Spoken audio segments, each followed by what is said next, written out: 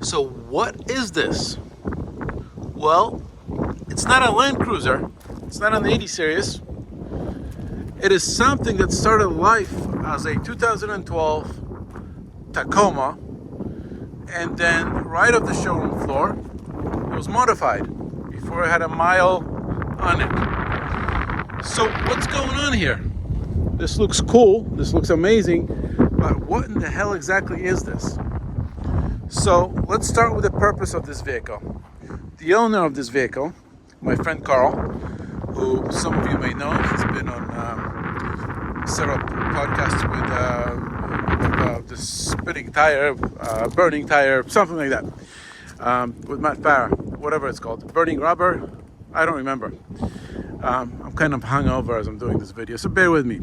Anyway, he bought the Tacoma with the purpose. The purpose was, I believe it was for his work at the time. He was sent all over the world, and Africa and Asia was some of the places that this truck has gone to. And what he needed to do was he needed to shorten the truck in order to fit a standard shipping container. So it's an access cab truck with what is a different generation 5-foot short bed that was modified. The earlier generation, whatever this is, generation Tacoma was in 2012, but you get the idea. The frame was also shortened after the rear axle, but just enough to be able to connect the leaf springs in the end. So basically it was chopped after the leaf springs so that it would clear the shipping container. A custom-made bumper, obviously because the bed was custom-made based off a factory bed. He couldn't put the taillights over here, so he put them down there. Into the bumper, which works really well. I'm not sure if the bumpers are custom made or not, but I certainly haven't seen any like this. This tailgate. So this is actually a tailgate from the Tacoma, but this part over here, that's from an old HiLux, a part that was welded into there. And then he also managed to put a reverse camera from, I believe, a 2014 or 2015 door handle into the old tailgate. So that is pretty cool. The wheelbase is stock, even though it looks chopped. You got sliders over there. The suspension is all-in emo with reservoir shocks. That's adjustable for both rebound and compression. You got some rally-style type mud flaps over here. These are 34-inch tires on 16-inch wheels. The front bumper, like we said, it's got a fog light, a driving light. It's got a light bar over here. This, from what I recall, is some kind of a old school Toyota Land Cruiser badge. I'm not exactly sure. Maybe some experts can chime in. You got lights on the roof. You obviously have these lights over there. And that's not the end of it. You see, because under the hood is when things get really fun. Never mind this. This is from damage that occurred recently. But over here, we got a 4-liter supercharged with a TRD supercharger, Toyota engine, which probably puts out well over 300 horsepower right now. I believe it was like 287 stock from the factory right now. So this is probably significantly more than that, along with significantly more torque. So that's really cool. It winds with you when you really step on it. Now this Land Cruiser front end, oh, you just swap the front end out, right? No. This up to here is the actual Taco fender. It was cut over here, and the Land Cruiser fender was then welded on. Same thing with this hood. This is a Tacoma hood that was cut right about here, and the front end of the 80 series was then somehow made to attach to it. And I don't know how they made the front grille work. The guy is a really fabricator, and he made it fit. I'm not exactly sure, but holy crap, does it look interesting. It looks like no other Tacoma in the world. It's probably the most interesting Tacoma in existence. Sure as hell is the most interesting one I've ever seen. KC lights are up here. Now let's get to the bed. I believe these are also custom made, both front and rear bars. You've got tabs for mounting. I know he had cargo stuff up here and tent stuff up here. And this bed cover, see these rails? They're all custom made, much like this, and it's all bolted onto here. And this canvas cover was made so that the spare tire is easily accessible in your off-road, and that the cover is easily removable and reapplied. Inside, oh shoot, I can't open it because it's secured through here. So let's undo that. To undo it, you gotta pull this rope over here. Maybe I should have done that before the video. You release all this rope. You pull it out over here, and you just keep going.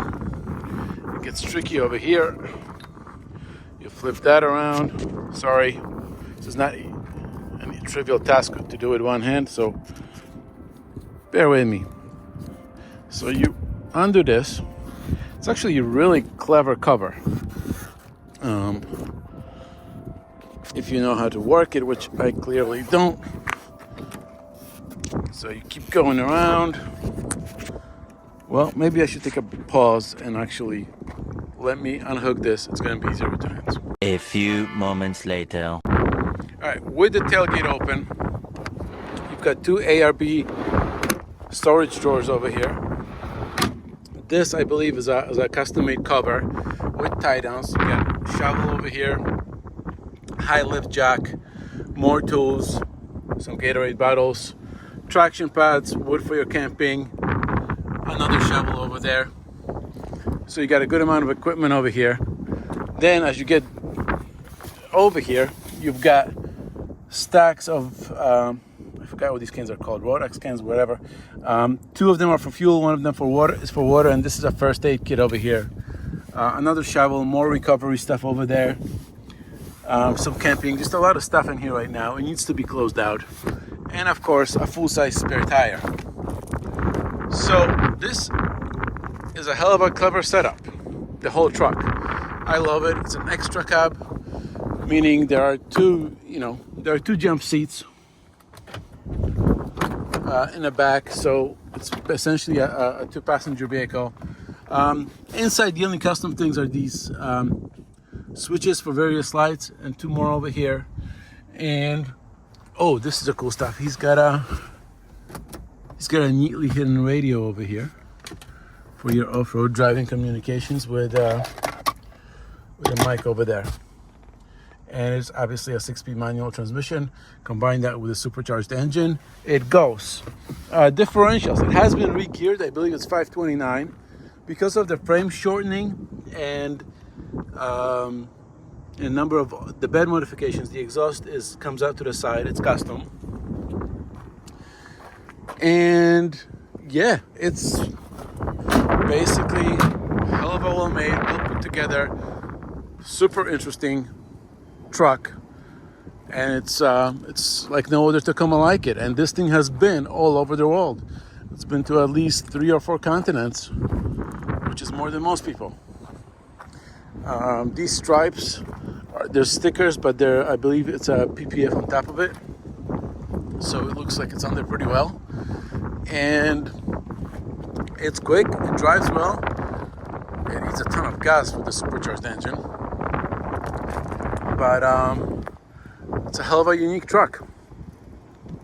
It is for sale. I was thinking about buying it, and it looks like my good friend is going to buy it, so it's gonna remain fairly close to me, so I'm gonna have other opportunities to drive it.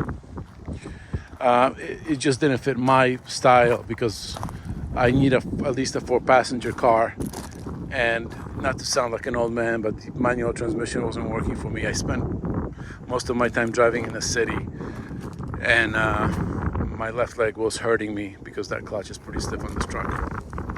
So it's not gonna work for me. Combine that with the not so great gas mileage. I love it, but this isn't just, it just won't work for me, but I'm glad that my friend is getting it. And the truck is gonna go out west to California, and it's gonna live in the Baja Peninsula in Mexico as well. So stay tuned, there'll be more on it.